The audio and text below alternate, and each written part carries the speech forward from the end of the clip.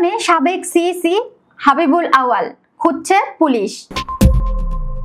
সাবেক প্রধান নির্বাচন কমিশনার সিইসি কাজী হাবিবুল আউয়ালকে খুঁজছে আইনশৃঙ্খলা বাহিনী। তাকে ধরতে রাজধানীর বিভিন্ন এলাকায় অভিযান চালাচ্ছে ঢাকা মহানগর গোয়েন্দা পুলিশ ডিবি।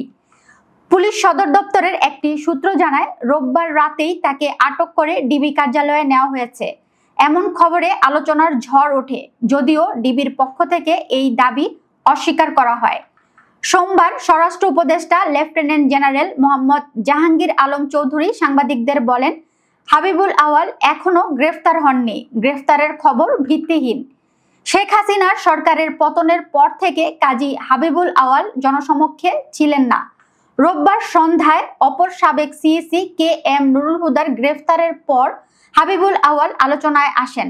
নুরুল হুদার কমিশন 2018 সালের দিনের ভোট রাতে নির্বাচন পরিচালনার জন্য বিতর্কিত হয়েছিল, আর হাবিবুল আউয়ালের কমিশন বিতর্কের কেন্দ্রবিন্দুতে ছিল 2024 সালের নির্বাচন।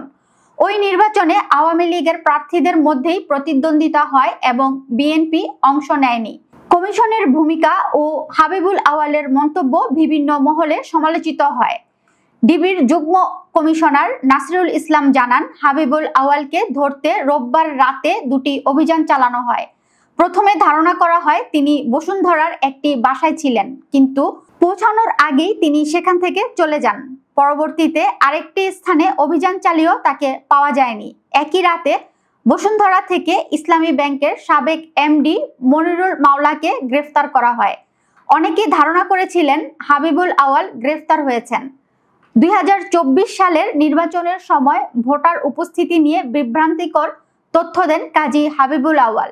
দুপুর 3টা পর্যন্ত 27.15% ভোট পড়েছে জানালেও ঘণ্টাখানেক পর তা বেড়ে 40% দাঁড়ায় বলে দাবি করা হয়। তার এই বক্তব্য নিয়ে তীব্র বিতর্ক হয়।